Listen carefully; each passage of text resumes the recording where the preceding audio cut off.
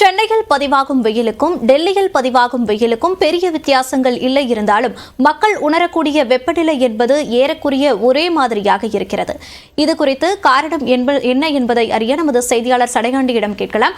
சடையாண்டி, சென்னையில் இருக்க வெயில் எவ்வளவு பதிவாகி இருக்கு, டெல்லியில வெயில் எவ்வளவு பதிவாகி இருக்கு, அது மட்டும் இல்லாமல் மக்கள் என்ன மாதிரியான அசௌகரியங்களை உணர்கிறார்கள், விவரங்களை பதிவு பண்ணலாம். நிச்சயமா மோனிஷா, டெல்லியில் கடந்த 5 தினங்களாகவே 45 டிகிரி செல்சியஸுக்கு மேல் வெப்ப அளவானது பதிவாகிறது. சென்னையை பொறுத்தளவிற்கு கடந்த 5 தினங்களுக்கு மேல் 40 டிகிரியிலிருந்து 41.6 டிகிரி செல்சியஸ் வரை வெப்பநிலையானது பதிவாகி இருக்கிறது. இருந்தாலும் டெல்லியில் பதிவாகும் வெப்ப அளவும் சென்னையில் பதிவாகும் வெப்ப அளவும் மக்கள் உணரக்கூடியது ஒரே அளவுதான் இருக்கிறது என்பதை நம்மால் பொதுமக்களுடைய கருத்துப்படியும் வானிலை ஆய்வாளர்களுடைய கருத்துப்படியும் உணர முடிகிறது.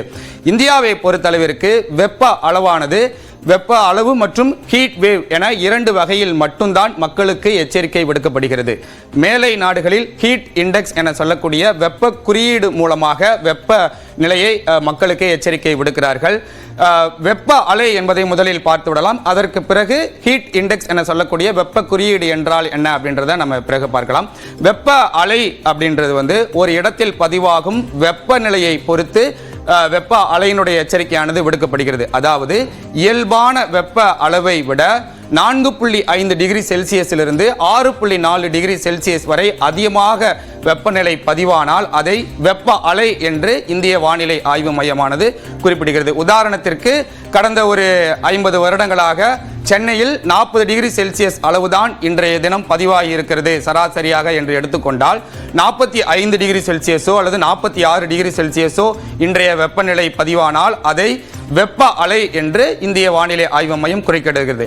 அந்த வகையில் கடந்த 5 தினங்களாக சென்னையை பொறுத்தளவிற்கு அதிகபட்சமாக இயல்பான அளவை விட 2 டிகிரி செல்சியஸிலிருந்து 3 டிகிரி செல்சியஸ் வரை தான் அதிகமாக இருக்கிறது. இதன் காரணமாகத்தான் சென்னையில் இருக்கக்கூடிய மக்கள் அதிகப்படியான வெப்பநிலையை உணர்ந்தாலும் வெப்ப அலை வீசவில்லை என்ற ஒரு கருத்தை இந்திய வானிலை ஆய்வு மையம் குறிப்பிடுகிறார்கள். வெப்ப அளவை நம்ம விரிவாக பார்த்துட்டோம். வெப்ப குறியீடு என்றால் என்ன அப்படின்றத தான் முக்கியமாக நம்ம பார்க்க வேண்டும். இதுதான் மிக மிக முக்கியமானது என்று வானிலை ஆய்வாளர்கள் கருதுகிறார்கள். மேலை நாடுகளில் அமெரிக்கா, ஐரோப்பா போன்ற நாடுகள் எல்லாத்திலுமே வெப்ப குறியீடு மூலமாக தான் மக்களுக்கு எச்சரிக்கை விடுக்கப்படுகிறது. வெப்ப குறியீடு எப்படி அளவிடப்படுகிறது என்றால், சென்னையில் பதிவாக உதாரணத்துக்கு சென்னை எடுத்துக்கலாம். சென்னையில் இப்போ 40 டிகிரி செல்சியஸ் பதிவாகிறது என்றால் காற்றினுடைய வெப்பநிலை 40 டிகிரி செல்சியஸ். காற்றில் எந்த அளவிற்கு ஈரப்பதம் இருக்கிறது, ஈரக்குமிழ் வெப்பநிலை என்று அதை நாம் தமிழில் சொல்கிறோம். காற்றில் வெப்பநிலை, காற்றில் இருக்கக்கூடிய ஈரப்பதம், காற்றினுடைய வேகம், இது மூன்றையும் வைத்துதான் வெப்ப குறியீடானது அளவிடப்படுகிறது. இதை மூன்றையும் வைத்துதான் ஒரு மனிதன் வெப்பநிலை எந்த அளவுக்கு இருக்கிறது என்பதை உணர்கிறான். இப்ப காற்றிலோட இருக்கக்கூடிய வெப்ப நிலையை பொறுத்து உணரக்கூடிய வெப்பநிலை மாறுபடுகிறது என்ற ஒரு கருத்தையும் வானிலை ஆய்வாளர்கள் முன்வைக்கிறார்கள். இப்ப நம்ம ஒரு மேப் மூலமாவே நம்ம இதை எக்ஸ்பிளைன் பண்ணலாம். இங்க இருக்கக்கூடிய கலர் கோடு மூலமா வெப்ப அளவை எப்படி மனிதன் உணர்கிறார்கள் என்பதை வித்தியாசப்படுத்தி இருக்கிறார்கள்.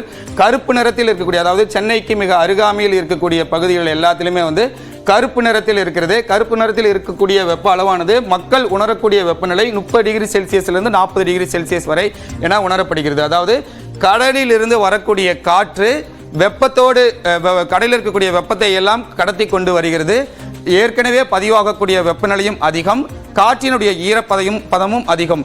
இதை மூன்றையும் வைத்துதான் சென்னையில் பதிவாகக்கூடிய வெப்பநிலை குறைவாக இருந்தாலும் அதிகப்படியான வெப்பநிலையை மக்கள் உணர்கிறார்கள். இதுதான் டெல்லியில் பதிவாகக்கூடிய வெப்பநிலையையும் சென்னையில் பதிவாகக்கூடிய வெப்பநிலை பெரிய மாறுபாடு இருந்தாலும், கிட்டத்தட்ட 5 டிகிரி செல்சியஸ்லேருந்து 10 டிகிரி செல்சியஸ் வரை மாறுபாடு இருந்தாலும் மக்கள் உணரக்கூடிய வெப்பநிலை ஒரே அளவாகத்தான் இருக்கிறது என்று சொல்கிறார்கள். தற்பொழுது ஹீட் இண்டெக்ஸ் இந்திய வானிலை ஆய்வு மையமானது ஒரு சோதனை கால அடிப்படையில் செயல்படுத்தி கொண்டிருக்கிறார்கள். இனி வரும் காலங்களில் ஹீட் இண்டெக்ஸின் முக்கியத்துவம் குறித்து மக்களுக்கு தெரியப்படுத்த வேண்டிய கட்டாயத்தில் இந்திய வானிலை ஆய்வு மையம் இருக்கிறது. மோனிஷா, விரிவான தகவல்களுக்கு நன்றி சடையாண்டி.